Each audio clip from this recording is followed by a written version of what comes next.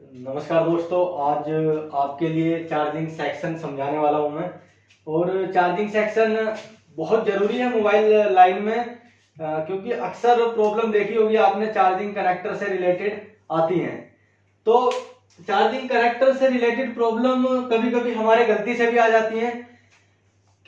हमारे पास टूल जो होता है एसएमडी अगर ज़्यादा हीट दे रही है और उसके बावजूद भी हम जैक को जितना भी संभाल के उतारें, कुछ भी उतारें, तो काफ़ी लोगों से गलती हो जाती है कि हमारा जो पॉजिटिव वाला प्रिंट है ये उखड़ जाता है। तो जिन भाइयों को हमारा सप्लाई का नॉलेज नहीं है, वो नहीं जानते कि मोबाइल में कौन सी लाइन कहाँ जा रही है, वो सिर्फ जैक उतारना और लगाना यही आता है उनको, तो उनके लिए काफ़ी दिक्कत हो जाती है कि उस लाइन को कैसे बनाएं। तो वो क्या करते हैं कि आप अपना गूगल पे नेट पर सर्च करते हैं कि ये प्रॉब्लम का सॉल्यूशन कैसे होगा, तो वहां से वो हेल्प लेकर उसको सॉल्व करते हैं। लेकिन आज मैं इस वीडियो में आपको खुद समझाने वाला हूं कि आप खुद उस प्रॉब्लम को बिना वीडियो देखे, बिना कोई इमेज देखे आप कैसे बनाएंगे। तो ये जैसे हमारा चार्जिंग जैक है और इस चार्जिंग जैक पर दो सप्लाई दी हुई होती है हमारे फोन को चार्ज करने के लिए, प्लस और माइनस। तो अभी क्या आता है कि हमारा जो ये प्लस वाला टिप है, इससे जो लाइन निकलती है, चार्जिंग की जो लाइन निकलती है, उसके साथ में एक पैरेलल कनेक्शन में कैपेसिटर लगा होता है, जिसका ये वाला सिरा माइनस होता है, ये वाला हमारा चार्जिंग कनेक्टर के प्लस से जुड़ा होता है। अब ये कैपेसिटर यहां पर क्यों होता है, ये कैपेसिटर हमारा क्या होता है और कैपेसिटर कैसा दिखता है, ये मैं आपको बताने वाला हूं कि कैपेसिटर कैसे दिखता है। आप सामने इमेज आ रही होगी, वहां पर देख रहे होंगे कि ये कैपेसिटर कुछ इस तरह से दिखता है। और इसका काम क्या होता है, कैपेसिटर का जो काम होता है हमारा करंट को फिल्टर करना और दूसरा करंट को स्टोर करना। ये दो काम करता है, ये फिल्टर भी करता है और ये करंट को स्टोर भी करता है।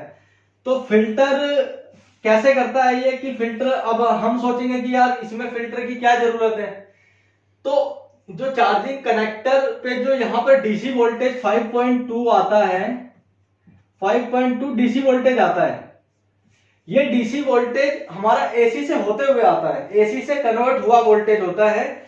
हम सबको पता है कि हमारे घर में जो जहां पर हम चार्जर, अपने मोबाइल फोन का चार्जर लगाते हैं, वहां से एसी वोल्टेज आता है और हमारा चार्जर जो है, मोबाइल फोन का चार्जर, उसको डीसी में कन्वर्ट करता है। तो वो क्या करता है कि यहां पर जो हमारा डीसी वोल्टेज कन्वर्ट हुआ वोल्टेज जो 5.2 डीसी वोल्टेज आता है, इसमें कहीं ना कहीं थोड़ा बहुत एसी का खराब करंट भी होता है। तो उसको फिल्टर करने के लिए यहां पर कैपेसिटर लगाया जाता है। तो हम आपको बताएंगे, जो अभी बता रहे हैं कि कैपेसिटर जो आपका है यह कैसे काम करता है और इसके अंदर क्या लगा होता है कि ये करंट को फिल्टर करता है।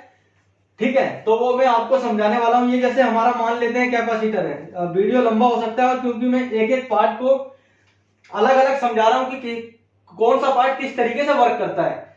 तो मान लेते हैं कि ये हमारा कैपेसिटर है, ठीक है, और कैपेसिटर के दो सिरे होते हैं, ठीक है, और इस कैपेसिटर के बीच में एक कुचालक धातु लगी होती है। अब कुचालक धातु क्या होती है, आपने पांचवी छठी कक्षा में पढ़ा होगा कि कुचालक धातु क्या होती है। कुचालक धातु, जैसे कि ये हमारा बोर्ड है, अगर मैं एक 220 वोल्टेज का करंट अगर यहां पर टच करता हूं और यहां पर अगर मैं छूता हूं, तो मुझे करंट नहीं लगेगा, क्योंकि ये बोर्ड करंट को प्रभावित नहीं कर रही है। ये करंट, इस पे करंट का कोई असर नहीं होगा, यहां से यहां करंट नहीं जाएगा। उसी तरीके से अगर पानी के अंदर हम करंट का तार डाल के पानी को छूते हैं तो हमें करंट का झटका लगेगा। क्यों? क्योंकि वो सुचालक है।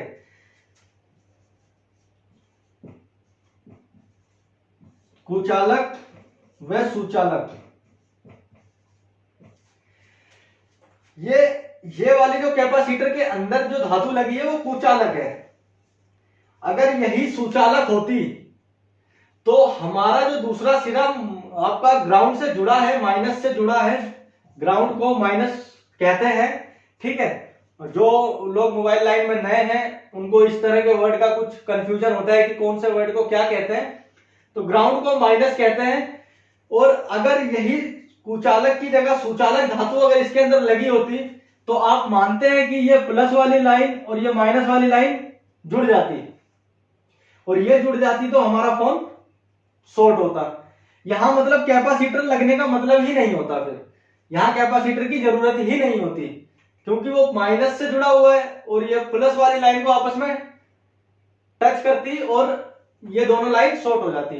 तो यहां पर कैपेसिटर लगा है तो जाहिर सी बात है कि कैपेसिटर अगर माइनस से लगा है तो उसके बीच में कुचालक धातु लगी हुई है।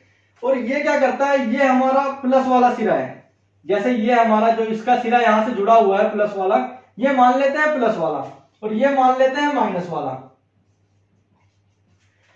अब यहां से प्लस वाले में अगर हम 5.2 वोल्टेज देते हैं तो यहां पर वोल्टेज 5.2 वोल्टेज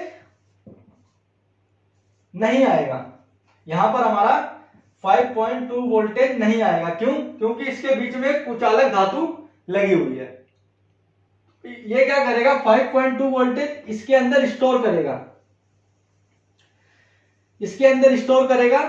और यहां पर क्या करेगा, जो खराब करंट होगा उसको क्या करेगा, ये इसमें से थोड़ा थोड़ा करके माइनस के लाइन के थ्रू, जीएनडी के लाइन के थ्रू बाहर निकालता रहेगा। और जो अच्छा करंट होगा उसको क्या करेगा, अपने इस धातु में स्टोर कर लेगा। जैसे हमारे घर के पानी की टंकी होती है, हम क्या करते हैं कि एक दिन उसको भरते हैं और पूरा दिन यूज करते हैं और अगले दिन फिर उसको भरते हैं, फिर उस दिन पूरा यूज करते हैं। इसका मतलब कैपेसिटर एक पानी की टंकी की ही तरह है जो अपने अंदर करंट को स्टोर भी करता है, फिल्टर के साथ साथ ये करंट को स्टोर भी करता है। ठीक है, इसीलिए ये मोबाइल में काफी जगह पाए जाते हैं।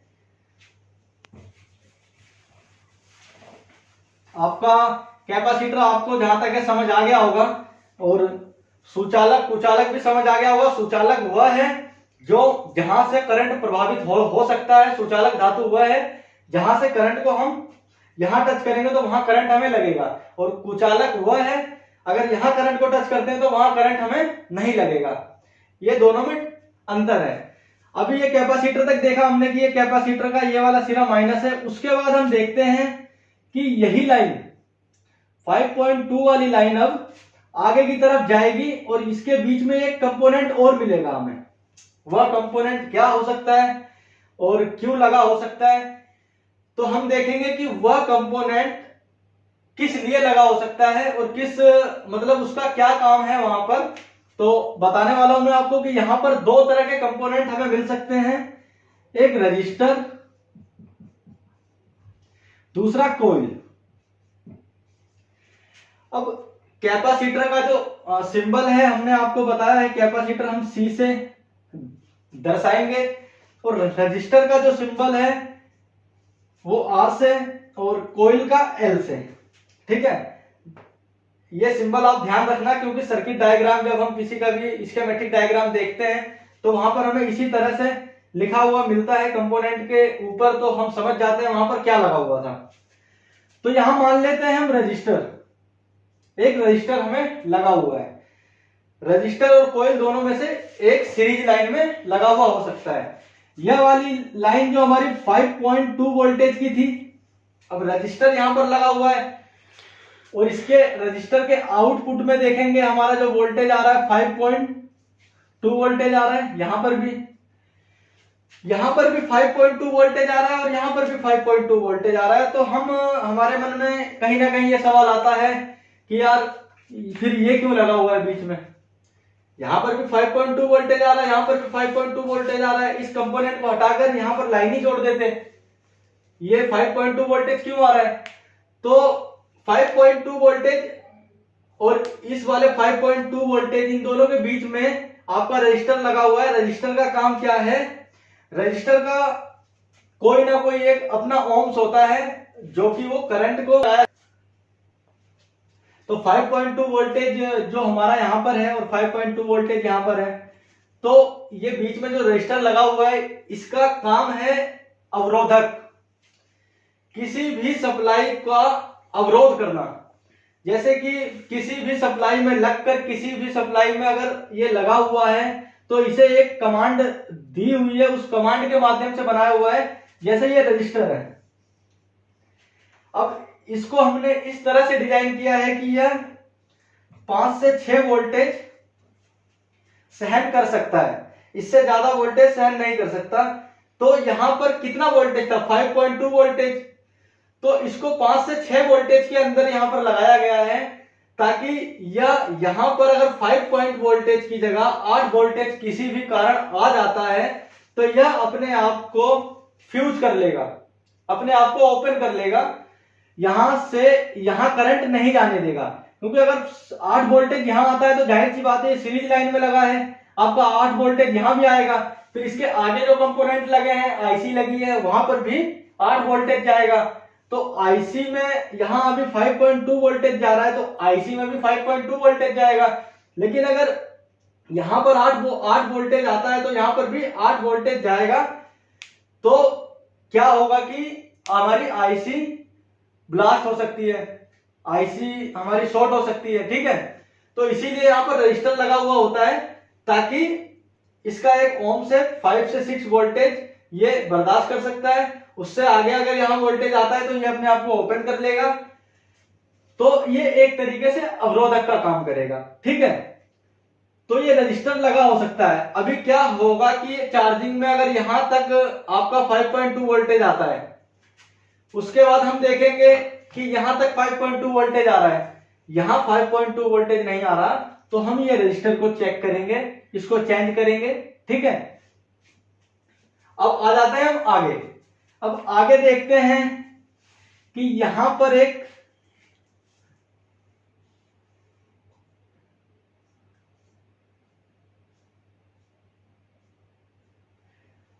पैरेलल कनेक्शन में डायोड लगा हुआ है। अब ये डायोड यहां क्यों लगा हुआ है?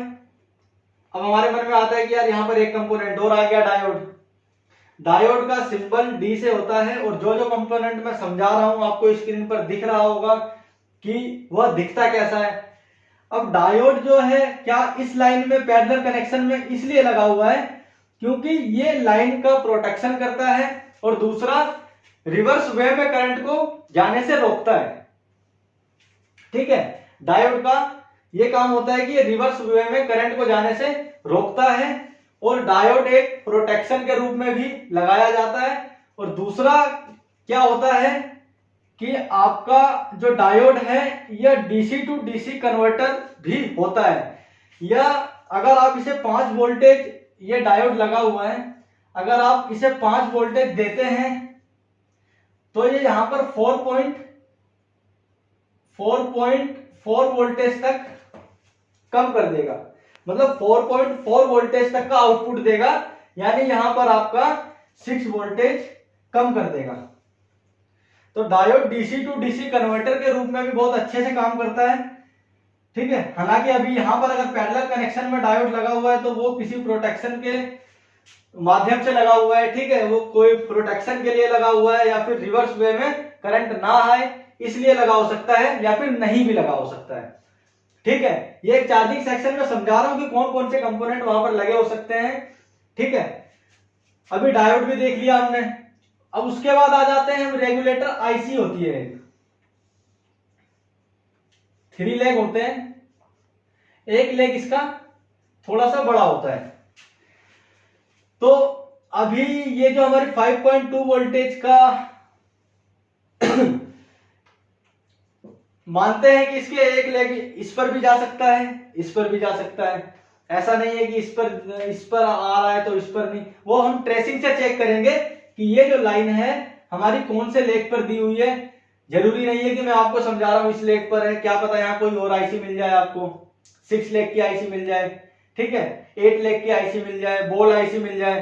तो अभी मैं नॉर्मल आपको एक सर्किट बनाकर दिखा रहा हूं कि किस तरीके से चार्जिंग सेक्शन वर्क करता है। मान लेते हैं कि ये हमारी लाइन यहां चली गई। अब उसके बाद यहां पर भी एक कैपेसिटर लगा हुआ हो सकता है, अब यहां पर कैपेसिटर किस लिए लगा है, अभी मैंने आपको पहले बताया कि कैपेसिटर हमारे करंट को फिल्टर करता है। और अब हम यहां आ जाते हैं, इस रेगुलेटर आईसी का जो बड़ा वाला लेग है, यहां पर हमारा जो वोल्टेज आएगा वो आएगा 4.2 वोल्टेज। ठीक है, अब ये वोल्टेज कहां जाएगा, हमारे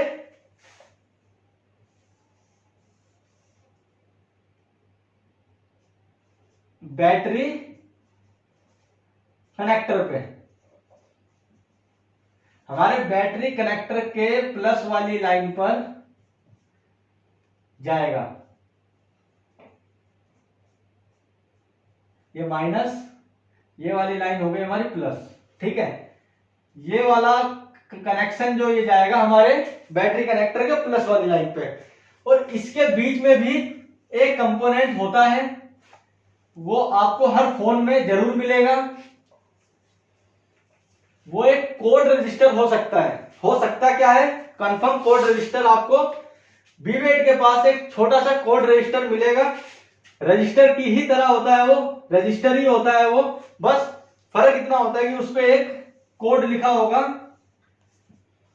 शुरू में आर होगा या शुरू में 0 हो सकता है, ठीक है, या 256 हो सकता है। इस तरह के कोड आपको उस पर 256, 140, 150, 260, ठीक है, इस तरह के कोड उस पर लिखे हो सकते हैं। तो अब ये क्या काम करता है, ये क्या करता है, ये भी एक प्रोटेक्शन की तरह लगा हुआ होता है। प्रोटेक्शन मतलब कि जैसे ये रजिस्टर लगा था कि ज्यादा वोल्टेज आने पे अपने आप को, मान लेते हैं ये आईसी खराब हो गई, ये हमारी रेगुलेटर आईसी खराब हो गई, ये 5.2 को कन्वर्ट करके 4.2 देती है, लेकिन ये 5.2 को कन्वर्ट करके 5.2 दे रही है, शॉर्ट हो चुकी है, ये काम नहीं कर रही है। तो अभी क्या होगा, यहां पर हमारा 5.2 वोल्टेज ही आएगा। अगर ये 4.2 कन्वर्ट करके नहीं दे रही है, 5.2 दे रही है खराब होने के बाद, तो यहां भी 5.2 आएगा।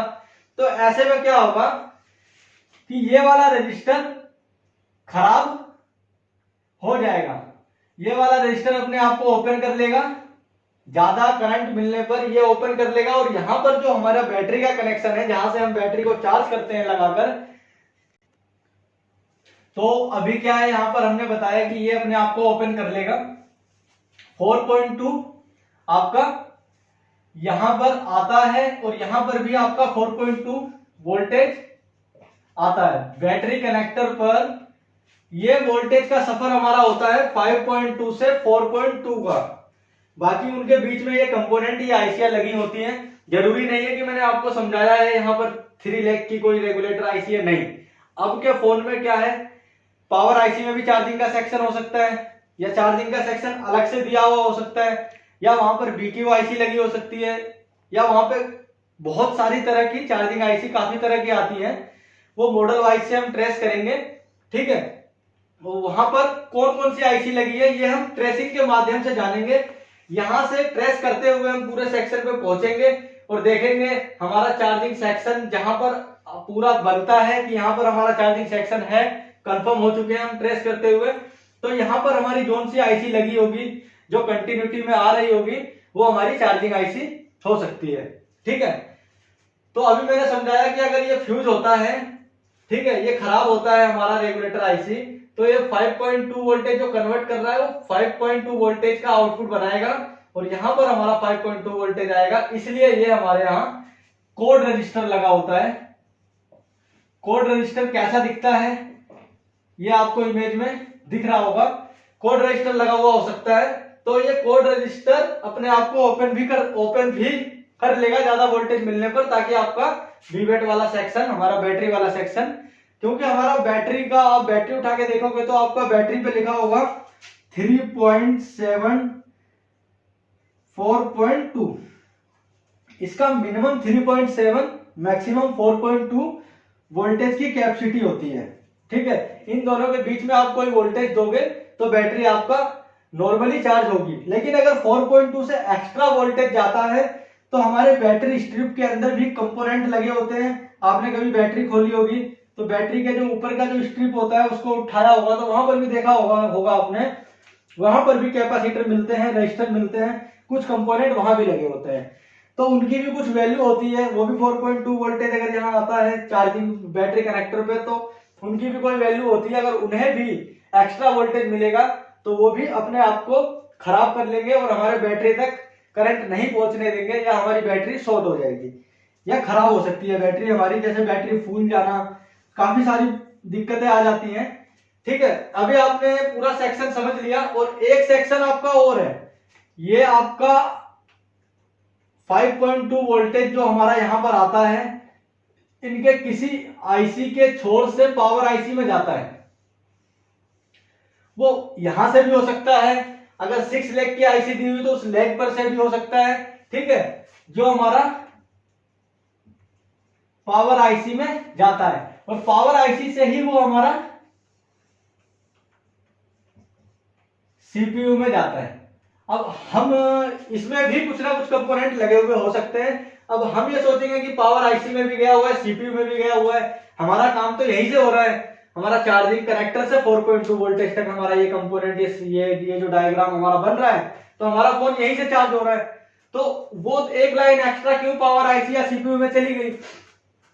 तो वो एक इनेबल सिग्नल की आईसी, मतलब आईसी से इनेबल सिग्नल की एक लाइन हो सकती है, और वो लाइन जो है आपकी क्या करेगी, ये पावर आईसी, जैसे हम बंद फोन में चार्ज लगाते हैं, एक सिग्नल होता है जो डिस्प्ले पर चार्जिंग दिखाता है। फोन तो हमारा बंद है लेकिन फिर भी डिस्प्ले पर हमारा चार्जिंग का सिग्नल आ जाता है कि हमारा फोन चार्ज हो रहा है। तो ये सारा काम हमारा सीपीयू पावर आईसी मिलके करती है। ये वहां पर करंट भेजता है, सीपीयू को एक सिग्नल होता है जो सीपीयू सिग्नल देता है, और वहां पर वो अपने आप को दिखाता है। हमारा सॉफ्टवेयर होता है जो फोन में, वहां पर भी सिग्नल जाते हैं और वो हमारे डिस्प्ले पर रन करता है कि अब फोन चार्ज हो रहा है। और एक रीजन और होता है इसमें कि हमारा फोन फुल चार्ज होने के बाद, जैसे हमारा 100% चार्ज होने के बाद क्या होता है, यही आईसी करंट को रोक देती है बी बेड पर। फुल चार्ज होने के बाद करंट की सप्लाई बंद हो जाती है। ठीक है,